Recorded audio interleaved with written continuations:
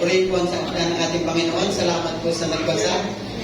Bago po tayo mag-umpisa, let's bow our head and let's pray. Diyos naming Ama, Diyos naming Banal, salamat po Panginoon sa walang humpay mong pag-ibig, sa patuloy naming nararamdaman kung paano ka kabuti sa aming buhay, Panginoon. Lord, we pray na naman po yung aming mga matutunan ngayong umaga ay titipo po ito sa aming pamumuhay at sa aming mga puso para po kayo sa pamuhay namin ito na naayon sa iyong ating kalooban.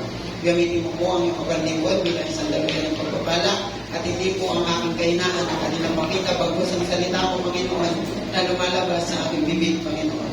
Lord, we pray din na patuloy kang mag-ingat sa patuloy na ingatan sina Pastor Marlon, sina TGI, sa iba pa naming mga kasamahan na tumungo po sa Pasig upang magatid ng iyong mensahe doon. Salamat po, Panginoon, sa iyong walang humpay ng pag-ibig. Salamat po. Ito po kami dalangin sa pangalan ng Jesus. Amen. Okay? Nandito po tayo ngayon sa tema po ng gratitude in action. Alinsunod sa aming napag-usapang mga pastoral team. No, gratitude in action ang tema natin this month. And ang title po ng ating pag-uusapan ngayon ay pamamagatan natin The Life with Gratitude.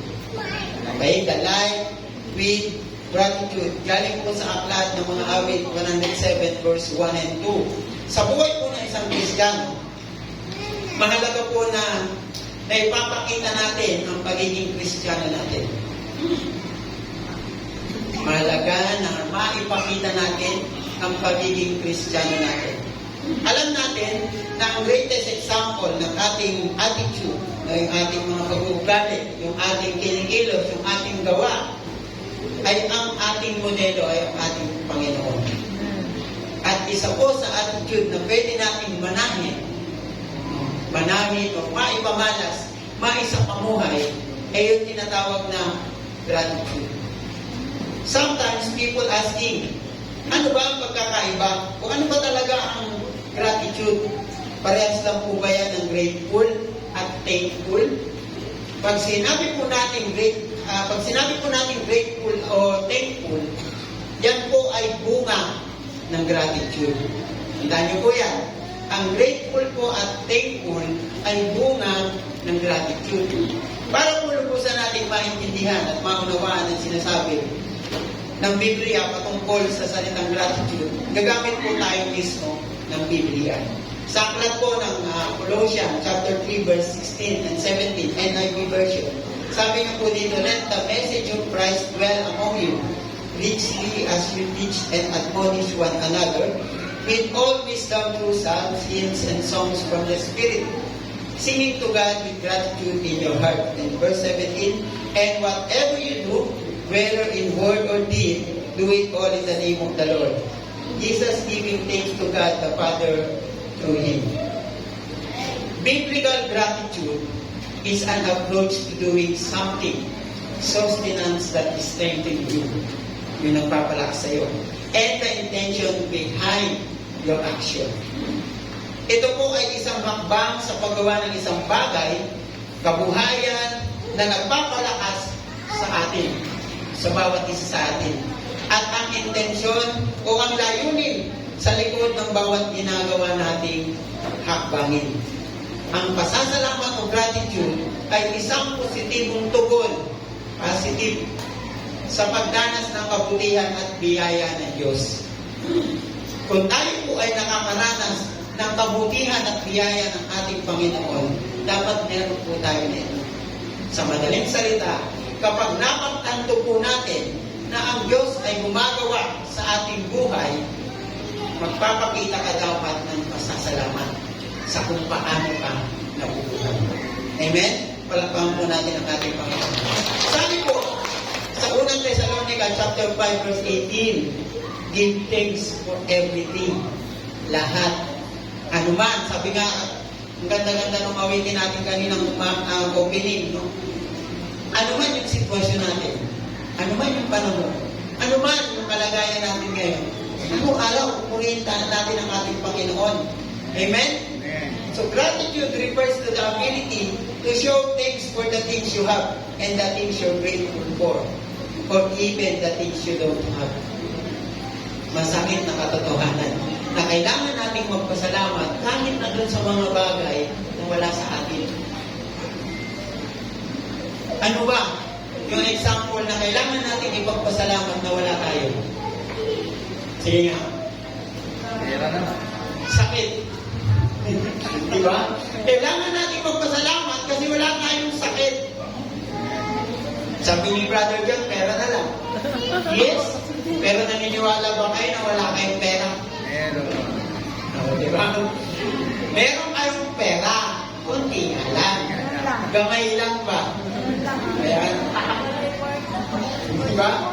Also, gratitude, ito po ay binanggit ng maraming beses sa Biblia ng may purpose. Ang gratitude pala, may purpose kung bakit binanggit ito ng paulit-ulit sa Bible. At isa po, sa pinakatumatak sa akin, habang ako po ay nagbubulay-bulay ng salita ng ating Panginoon, isa po sa purpose ng gratitude is to develop ang bunga ng banal na Espiritu sa atin. Yun nasa Galatia. Yung fruit of the Holy Spirit, isa sa purpose ng gratitude na yun ay ma-develop yun sa atin bilang isang Christian. Kaya naman sa text natin ngayon, paulit-ulit tayong paalalahanan ng banal na salita patungkol sa kabutihan ng Diyos sa ating buhay. Sa version ko po na pinagbulay-bulayan, sabi po sa 107 verse 1 and 2, purihin si Yahweh sa kanyang kabutihan. Pag-ibig niya tunay laging tapat kailanman. Lahat ng niligtas tinubos ni Yahweh, bayaang magpuri, mga tinulungan, upang sa problema sila ay magawin.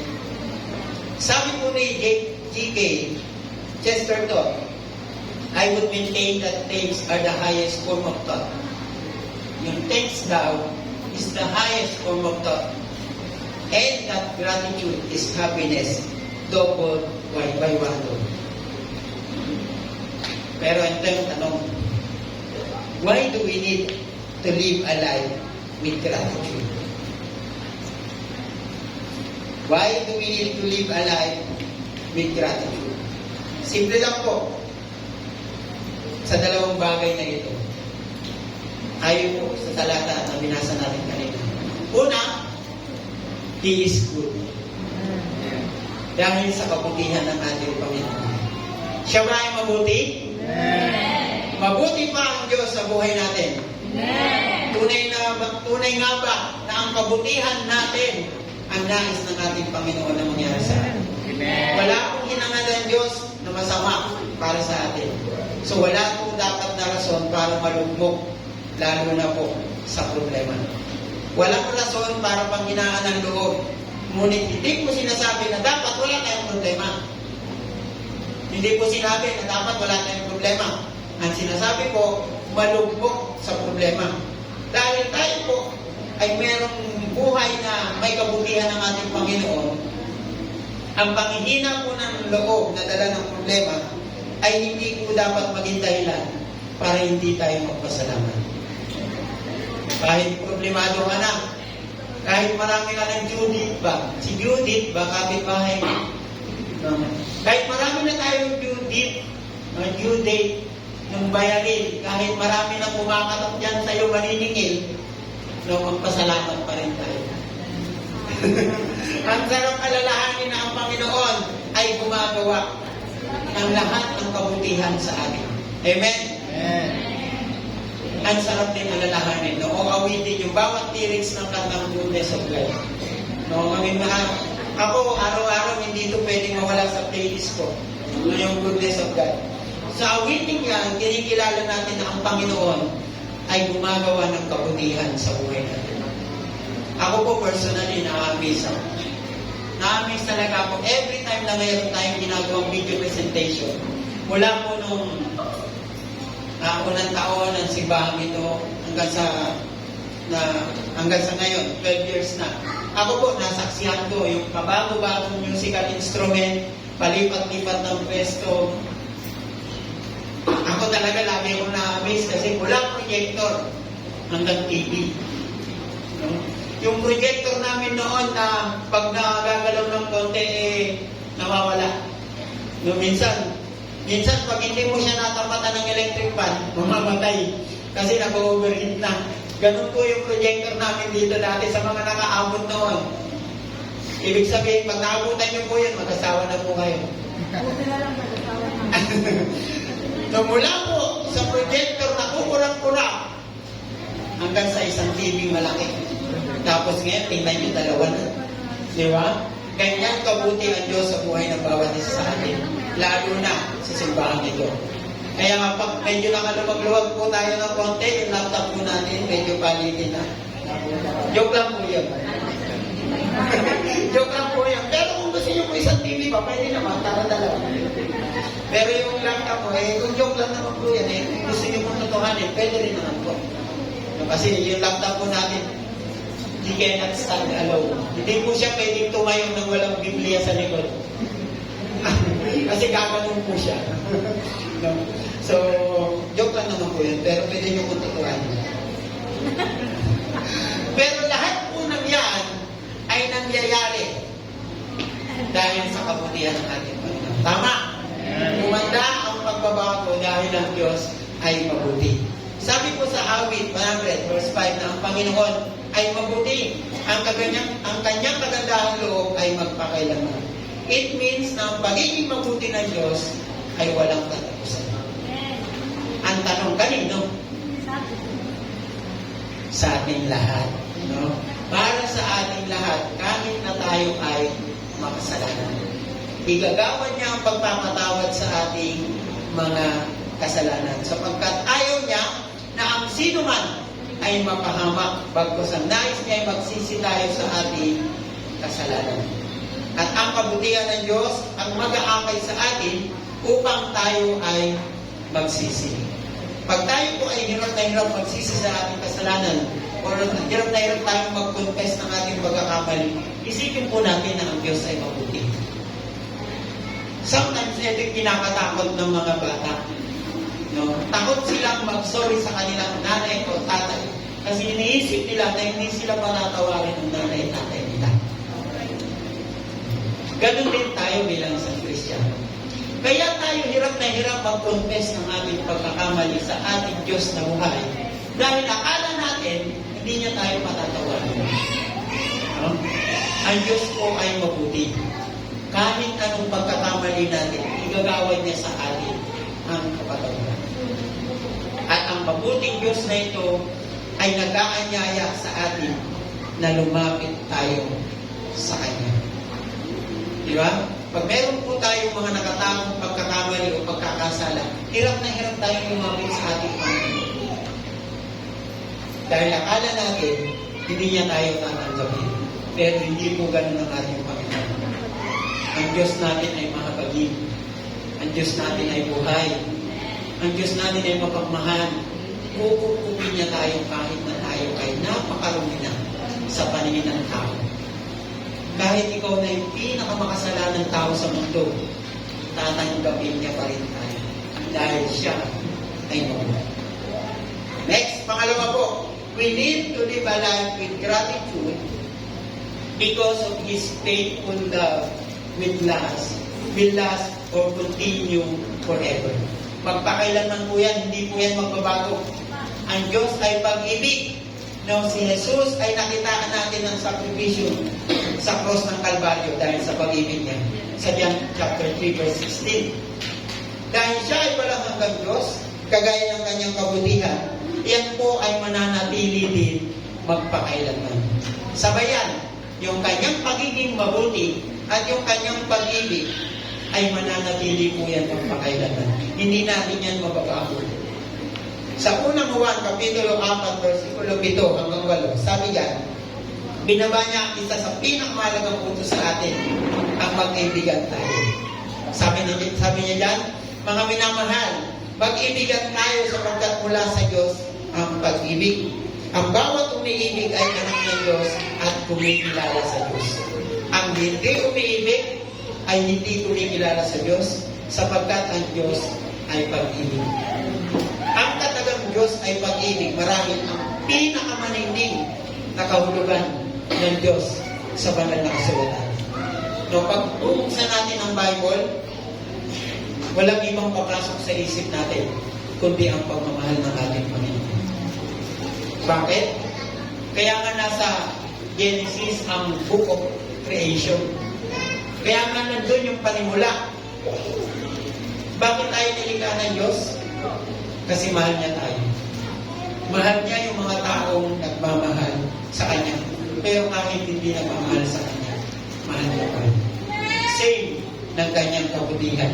Na kahit hindi tayo mabuti o wala tayong pinapakitang mabuti patungo sa Kanya, mahal niya pa rin tayo. Ang Diyos ay pag-ibig sa Kanyang sarili. Sinasabuhay niya ang kaganapan ng pakikipag-isa bilang banal at buhay sa ating lahat. At umaapaw ang pag-ibig na ito patungo sa ating lahat. Sa mga tumatanggap po sa Kanya, ipinagkaloob niya ang kapangyarihan maging Kanyang mga anak. Kung tayo po ay tinatanggap natin siya bilang ating Diyos na buhay sa Espiritu at sa katotohanan, ang turing niya sa atin ay hindi alipin. Ang turing niya sa atin ay isang anak. Taglay ang Kanyang katangian. Ano ba yung Kanyang katangian? Yung katangian nagmamahal at umiibig. Yun ang binibigay niya sa atin. Yung pagmamahal. Ang pagmamahal niya ay malayang ibinibigay at nagpapalaya sa atin sa lahat ng ating tao. Ano po ang silbi ng pagmamahal para mawala ang tao? Simple lang. Di ba pag tayo po ay nagmamahal, nawawala po yung takot natin para masaktan.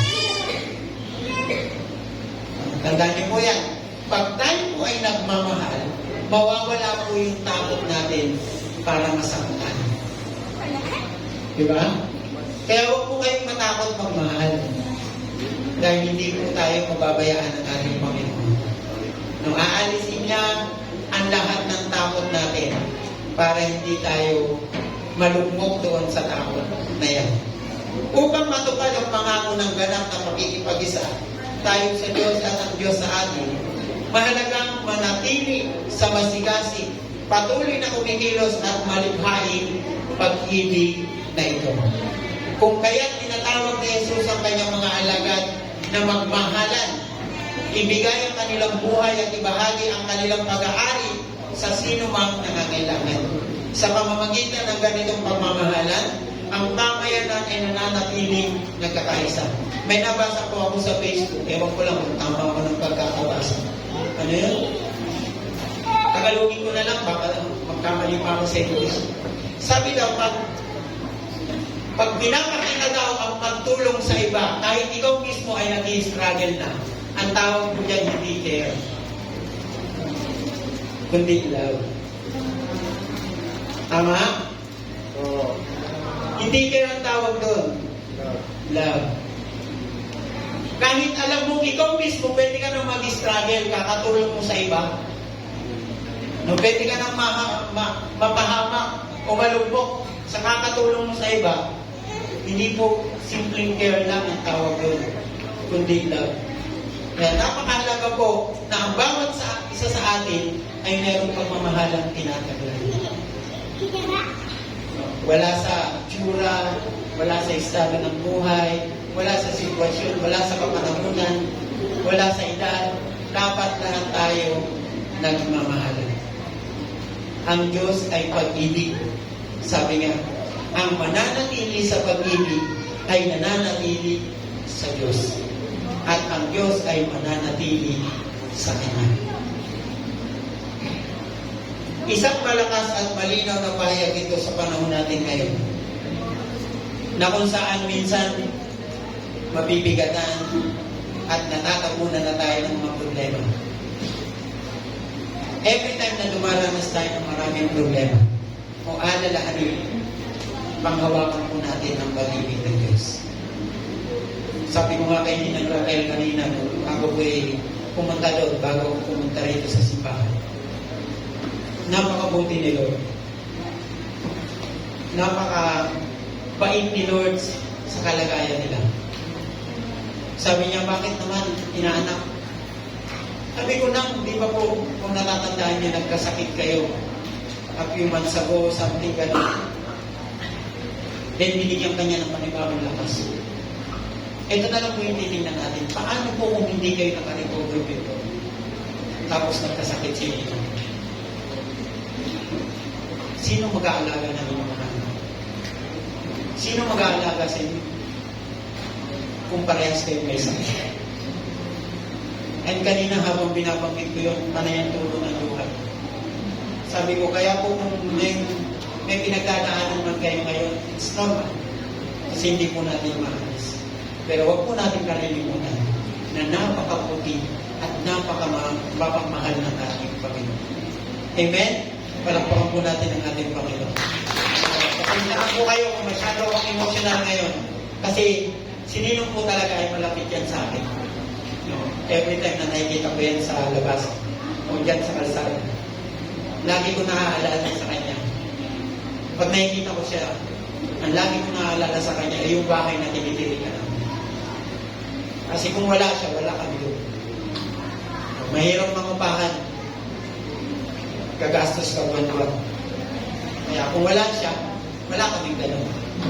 So ang Diyos ang nagpadadala sa kanya ng ginito ang puso at yung pusong nagmamahal. Mahal tayong ninong. Mahal niya yung sunrise. Kaya naniniwala ako, yung puso ng Diyos na nasa kanya, yun yung gusto niyang ipalaganap sa akin. Dahil ang Diyos ay pag-ibig. Ngayon, habang siya ay mabuti at ang Diyos ay pag-ibig, ito ang tanong, are you living a life with gratitude? Tanungin mo nga yung iyong sarili, o yung iyong katabi, o yung iyong nasa likod. Are you living a life with gratitude? Dapat yes ang sagot mo. Dapat ganun. Yes na yes. Kasi tayo ay niligtas ng ating Panginoon dahil sa sakripisyong ginawa niya sa cross ng Kalbaryo. Tama? Niligtas niya tayo sa pagpapakapako niya sa cross ng Kalbaryo. Sabi po sa verse 2 ng talatang binasa natin kanina, lahat ng niligtas tinubos ni Yahweh, bayaang magpuri, mga tinulungan upang sa problema sila ay magwagi. Dahil tayo po ay niligtas at tinubos na ng ating Panginoon, dalawang W po ang gusto ng Diyos na gawin natin na may kasamang pagpapasalamat. Dalawang W. Ano ba yun? Una po, worship with gratitude and gladness. Lahat ng niligtas, tinubos ni Yahweh, bayaang magpuri. Wala tayong dahilan para hindi magpuri. Kailangan nating magpuri sa ating Panginoon. Psalms 100 verse 2, worship the Lord with gladness, come before Him with joyful song. Kung ang pagsunod sa ating Panginoon ay isang katibayan ng ating pag-worship sa Panginoon, ganun din po dito. Ang pasasalamat po sa ating Panginoon ay isang paraan ng ating pag-worship sa Kanya. Kahit madalas na nakakalimutan natin itong gawin. Madalas nakakalimutan natin ito gawin, ang pagpapasalamat. Hindi po dapat maalis sa ating isipan na papurihan siya at pasalamatan. Pasalamatan ng may kagalakan. And last Sunday, we learned sa message ni Pastor Marlon na ang pasasalamat ay isang pagkilala sa ating Panginoon. Tama? Sa nagbigay ng lahat ng biyaya sa atin. Sabi nga, huwag tayong magpasalamat dun sa blessing lagi, kundi dun sa nagbigay ng blessing. Huwag tayong magpasalamat dun sa buhay natin, kundi dun mismo sa nagbigay ng buhay sa atin. And sabi nga pa, hindi ito simpleng bagay na pinagwawalang bahala. Hindi dapat pinagwawalang bahala. Ang pasasalamat ay hindi dapat nakadepende sa sitwasyon na meron tayo. Ano pong ibig kong sabihin? Pag maalwal ang pamumuhay, pag maayos ang kalagayan, tsaka lang tayo magpapasalamat. Pag may problema, pag lubog na tayo, pag nahihirapan tayo, hindi na natin nagagawang magpasalamat. Ang pasasalamat po ay hindi po yan nakadepende kung ano yung meron tayo, kung ano yung may sitwasyon. Gratitude gratitude is not simple reaction and feeling, but it is one movement or action to do it. Ito ang kailangan natin gawin. Worship with gratitude and gladness. At ang pag-worship natin with gratitude ay hindi po yan tinatago. Hindi po yan tinatago sa loob ng bahay natin. Kailangan po ipakita natin sa iba. Ilabas natin para maging blessing tayo sa iba.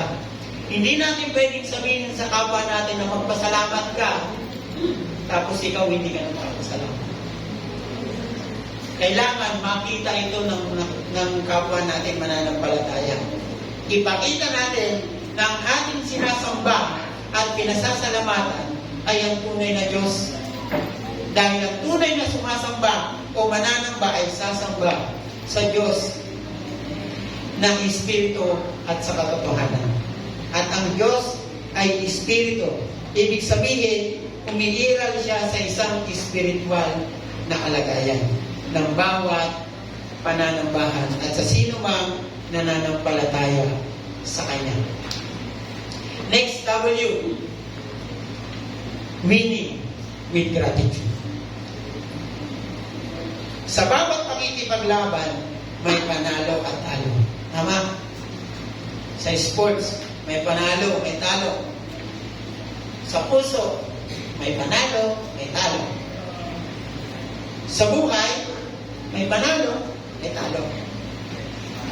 Pero sa piling po ng ating Panginoon, wala po tayong talo. Amen? Palakpakan po natin ang ating Panginoon. We are always a winner with the presence of our Lord. Lagi tayong panalo dyan. Walang sayang. Walang dapat ikalumbok. Sabi po sa dulong bahagi ng text na pinagmulayan natin in verse 2, upang sa problema sila ay magwagi. Ang talata po na ito ay isa din kasiguraduhan na pag mas pinili natin magpasalamat sa Diyos, ang problema natin o ang lahat ng pinagdadaanan natin ay hindi sa atin mananalo. Masakit po ang breakup. Tama?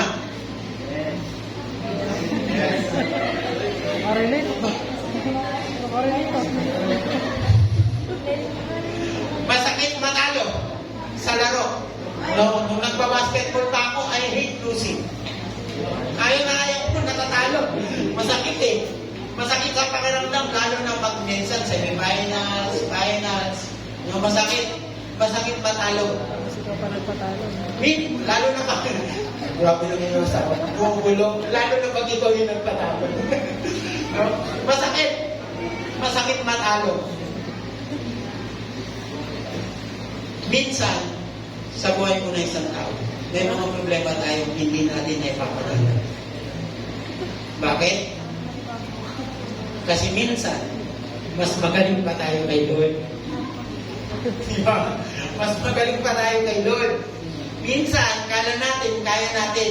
Kaya ang ending, talo. Itinuturo po ng Biblia na ang tunay at pangmatagalang tagumpay ay matatagpuan sa Diyos. At sa pamamagitan ng pananampalataya kay Jesucristo. Hinihikayat nito ang mga mananampalataya na magtiwala sa kapangyarihan ng ating Panginoon. Na kinikilala na ang tagumpay ay resulta ng banal na intervention at pag-asa sa pag-ibig at lakas na ibinibigay ng ating Panginoon. In fact, sabi po sa Romans 8:37 sa NIV, babasahin ko po, no, in all these things we are more than conquerors through Him who loved us. Ang talata pong ito ay nagpapayag ng idea na ang mga mananampalataya ay hindi lamang nagtatagumpay, ngunit higit pa sa mga mananako. Dahil sa kanilang kaugnayan kay Kristo. Paano ba tayo mananalo? Yan ang tanong. Paano po ba tayo mananalo? Simple lang ang sagot. Manatili po tayo sa presensya ng ating Panginoon. At ituon ang premyo na nag-aantay sa atin sa kaharian nila. Sabi ko nga kanina na si Nino, wala nang sakit, wala nang pagtapis. puro kagalakan, kasiyahan na yung kanyang mararamdaman. So dapat tayo lahat magalaki. Now mga kapatid, make sure po na focus lang po tayo living the life with gratitude. Kung nahihirapan po tayong mamuhay ng ganyan, na life with gratitude, marami po tayong dapat tingalain na karakter sa Biblia na pwede natin hangaan. Magbibigay po ako ng apat lang para abutin tayo ng oras. May apat po ako na pwede natin maging example. Una po, si Daniel. Binantaan ni Haring Darius si Daniel dahil ayaw niyang sumamba sa ibang mga Diyos. Ayaw ni Daniel, di ba? Natatandaan niyo sa Saturday Schooler. Yun ang kwento. Ayaw niyang sumamba sa ibang Diyos. Gayunpaman, si Daniel ay nagpasalamat at sumamba sa Diyos ng walang katapusan. Dahil dito, itinapon siya sa yungit ng leon. Tama? Ba? Galing yung mga Saturday Schooler Ngunit, dinilig ng Diyos ang kanyang panalangin at prinotektahan siya. Lumabas si Daniel sa yungib na niluluwalhati at nagpapasalamat sa Diyos. Tama? Yun yung kwento. Pagkatapos niyang itapon dun sa yungib ng leon, lumabas siya, nagpupuri, umaawit, nagpapasalamat sa ating Panginoon. Pangalawa, si Apostol Pablo. Si Apostol Pablo noon ay umuusig noon sa mga Kristiyano. Persecutor siya ng ibang mga Kristiyano noon. Ngunit pagkatapos maranasan ang pagbabago ng puso, nabago yung kanyang puso, siya ay naging isang mapagpakumbaba. Mapagpasalamat na tao sa Diyos. Siya ay binugbog. Ilang beses, maraming beses, nawasak at tinapon pa sa bilangguan. Gayon pa man, nanalangin siya, sinamba niya ang ating Panginoon, nagpasalamat siya sa Diyos na nagbigay sa kanya ng buhay. And after niyang manalangin magpasalamat, ano nangyari mga Saturday Schooler habang siya nakakulong? Nabuksan yung gate ng kulungan. Pero hindi siya lumabas. Kasi alam niya na mapapahamak yung gwardyang nagbabantay sa kanya. Yung dalawa pa lang yun, kota na tayo. Sila yung dapat nating hangaan sa buhay na mayroong gratitude. Pangatlo, si Job. Ako, favorite talagang kwento ko to, yung nangyari kay Job eh. Nawala ni Job ang lahat. Lahat ng meron siya. Pati na yung kanyang mga anak, ari-arian, kalusugan, gayunpaman. Kahit nasa kompletong pagkawala, kahit lahat ng bagay sa kanya ay wala na. Nagpasya po si Job na ang Diyos ay mas malaki kaysa sa kanyang mga pakikibangan. Mas malaki yung Diyos niya kaysa dun sa mga pinagdadaanan niyang hirap at patuloy na naging karapat-dapat sa papuri. Dahil dito, pinagpalat ng Diyos si Job ng higit pa kaysa sa dati. No? Yung buhay nila, ang simpleng pwede natin maging ehemplo o model ng life with gratitude. At ito, pinakamalupit. Pinakamatindi dito, si Jesus. Nag-ibon si Jesus ng isang halimbawa ng gratitude doon sa huling hapunan. Yun lang. Doon lang muna tayo titingin. Sa huling hapunan, si Jesus ay naging halimbawa ng isang buhay ng pasasalamat. Sa kabila ng mga pagsubok sa kanyang hinaharap, nung haharapin, siya ay patuloy na nagpahayag ng pasasalamat sa Diyos Ama. Sa huling hapunan, batid ang pagdurusa na naghihintay sa kanya. Bakit? Alam niya na doon, sa banal na hapunan na yun, ay nandun yung magkakanulo sa kanya. Pero kumuha si Jesus ng tinapay at nagpasalamat sa Panginoon. Nagpasalamat siya sa Diyos kahit alam niya na huling hapunan niya na yun. Kasi kung iba-iba yun, mamamatay ka na mamaya, papasalamat ka pa ba? Di ba, papatayin na nga ako mamaya eh, kung papasalamat pa ako. So dun sa huling hapunan, nandun, kasama niya ang magkakanulo sa kanya, nagpasalamat siya dahil alam niya at kinikilala niya ang Diyos sa buhay niya kahit anong mangyari. And sa buhay po ng ating Panginoon, tatlong bagay din po ang gusto niyang ipakita sa atin na kailangan natin magpasalamat. Sa buhay po ng ating Panginoon, tatlong bagay po ang kailangan natin magpasalamat. Bakit? We need to give thanks. Una po yan, we need to give thanks to God kahit hindi tayo nakakatanggap ng pasasalamat galing sa iba. Masakit po hindi ma-appreciate. Tama? Masakit ma-disregard. No, lahat ng effort mo, lahat ng pinagpaguran mo, lahat ng ikaw ang may gawa. Pag hindi ka nakatanggap ng pasasalamat galing sa iba, masakit. Kagaya ko sa kwento last Sunday, no, sa mga nakinig ng sermon ni Pastor Marlon. Last Sunday, sa 10 kaitongin, no, na pinagaling. Ilan ang nagpasalamat? Yun, gagaling ah. Nakinig sila. Nakinig sila, Pastor Marlon. No? Maaaring nagawa ni Jesus na hindi siya pinahalaga ng iba. Tama? Pwede niyong maramdaman yun na hindi siya pinahalaga ng iba. Pagkatapos niya magpagaling ng ilang katao at hindi makatanggap ng salamat. Pero anong ginawa ng ating Panginoon? Nagpatuloy siya sa mapagpakumbabang paglilingkod sa iba. At higit sa lahat, patuloy siyang nagpasalamat sa kanyang Ama. Pangalawa, magpasalamat sa Diyos kahit na hindi ka nagpapasalamat. Ang gulo, no? Magpasalamat sa Diyos kahit ikaw mismo ay hindi ka naman talaga nagpapasalamat. Nang si Jesus po ay nakaupo sa silid sa itaas kasama ang kanyang mga disipulo, ilang oras lamang bago ang kanyang kamatayan sa cross, naunawaan niya kung ano ang malapit ng mangyari sa kanya. Nakikita niya, nalalaman niya, nababati niya, malapit na niyang tiisin ang pinakamalalang pisikal na pagdurusa na may isip kasama ang hindi maisip na emosyonal na pagdurusa habang dinadala niya ang kasalanan ng mundo at tinitiis ang pagtanggi sa kanyang Ama. Ilang oras bago niya maranasan ang masakit na hagupit sa kanya o pako sa kanya, nagpapasalamat pa rin siya. Ang ganitong uri ng pasasalamat ay hindi po natural. Ngunit ito po ay critical na makabuluhan. May mga pagkakataon na hindi ka nakakaramdam ng pagpapasalamat. Kapag hindi mo nararamdaman ang pasasalamat sa Diyos para sa anumang bagay, sundin ang halimbawa ni Jesus at magpasalamat.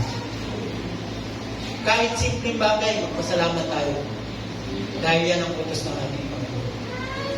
Practicein natin sa ating sarili na magpasalamat sa ating Panginoon. Pangatlo, magpasalamat sa Diyos at maaaring sundin ng iba ang iyong halimbawa. Dahil yan, magpasalamat sa Diyos at maaaring sundin ng iba yan, halimbawa na yan. Ang buhay mo ang magiging buhay na patotoo na ang Diyos ay totoo. At ang Diyos ay mabuti. At tapat sa kanyang mga pangako. Sabi nga, we cannot give what we don't have. Hindi tayo magbigay ng pasasalamat kung tayo mismo ay hindi tayo marunong magpasalamat. Kaya kung sinasabi natin na tayo ay nagpapasalamat sa Diyos, ipakita natin sa kilos. Gratitude with action.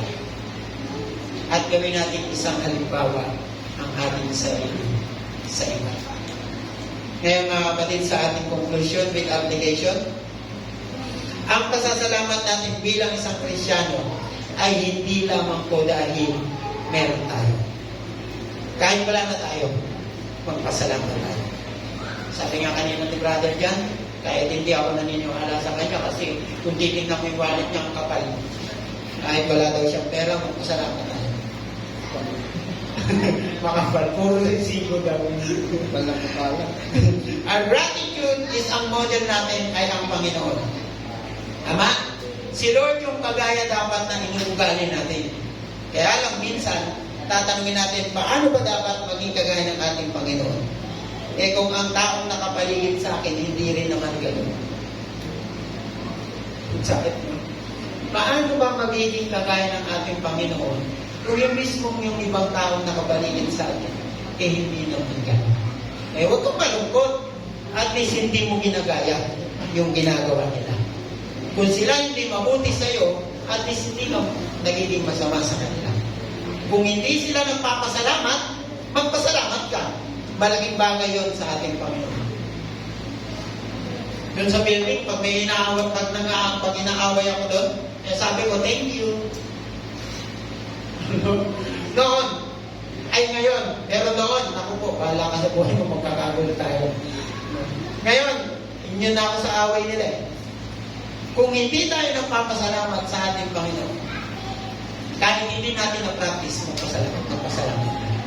Praise and thanksgiving are good barometer of our spiritual health. Yan. Paano ko ba nasabi? Sa ating pong pasasalamat, makikita ang kalagayan ng ating spiritual na buhay. Kung yung ating spiritual na buhay ay healthy, marunong tayong magpasalamat. Dito makikita ano ba ang lagay ng ating spiritual na buhay.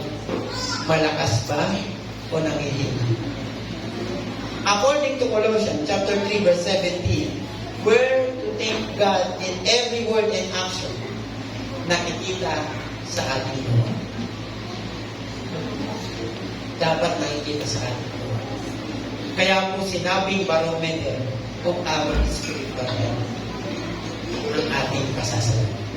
Mga kapatid, in summary, why do we need to live a life with gratitude? Simple lang. It is good. And we need to live a life with gratitude because of His faithful love will last or continue forever. Mabuti po ang Diyos at ang Kanyang tapat na pag-ibig ay mananatili kailanman. Para kanino? Para sa ating lahat. Kahit na tayo ay makasalamat. Sama-sama po tayo magpasalamat ng may kagalakan dahil alam natin sa piling ng ating Panginoon, tayong lahat ay panalo. At kung hindi ka nabubuhay ngayon nang nagpapasalamat, aalalahanin o sasalaminin mo ang buhay ng apat na karakter na ito. Si Daniel, si Job, si Apostol Pablo, at walang iba kundi ang ating Panginoon Jesucristo. Ang pasasalamat ay masarap gawin at hindi nakakaboring. Dahil sa alam natin na para ito sa ating Panginoon na may likha sa atin. Kaya mga kapatid, sabay-sabay natin bangkitin. Sabay-sabay tayo! Thank you, Lord! Thank you, Lord! Amen. Pray po sa ating Panginoon. Salamat po sa Kanya. God bless everyone.